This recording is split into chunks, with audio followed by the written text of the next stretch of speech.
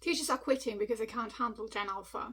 And the reason, they say, is that the Gen Alpha kids, they can't handle their emotions, they're violent, they struggle to understand like basic things in the classroom. Like 4 or 5 in every class is doing well, and then the rest of the class is having trouble with spelling, writing and reading and concentration. All of a sudden, all the kids have what would seem like ADHD. But you know what is to blame, right? It's very simple. I've said it for a while. When you give kids so young a digital screen that they'll be looking at, instead of handling their emotions, every time they feel bored, they go on a screen, and then they have a screen in front of a screen. Like my family members, they have small kids, and they give them a phone in front of their iPad, in front of the television. The kids does not ever learn to handle their emotions or to feel their emotions all the way through, because they are distracted as heck with intense stimuli. And oh my gosh, like a digital stimuli is so much different from like a book or a toy or anything like that, where you have to use your imagination. Everything is just served to on a golden platter. And I've said this for a while.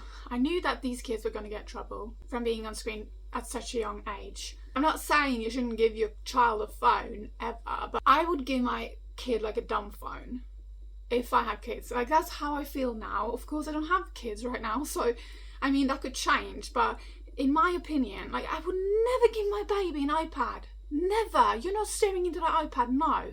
We have television hours. From that time to that time we can watch. But there ain't no way my baby's getting an iPad. I'm not going to ruin their mental health forever and ever and ever. It's neglect. The children are young and vulnerable and in growth, and it's very important years of their life, and you're just clogging it with iPads and iPhones, computers and television and constant streaming services and games and sounds and noise. It cannot be good for neither you or the child. Like it's just, it's so worrisome. If you are going to become a parent but you don't have time or energy to deal with your child without having to give them an iPhone or an iPad, then maybe you shouldn't become a parent, because it's truly neglectful and you're going to have trouble down the line. So much trouble down the line. Get the kids outside. Have them touch some grass.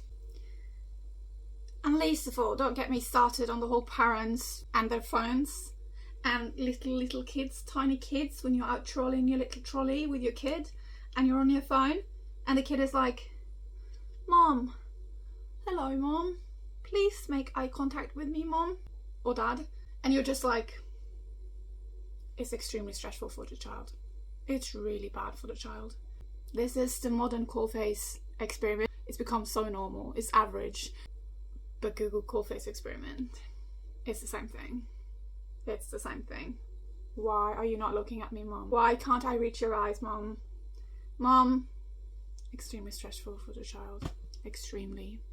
I just remember when my parents wouldn't look at me because they were looking down in the newspaper. Now this is worse. A newspaper does not even compare to this. So, I'm not surprised, but I am worried.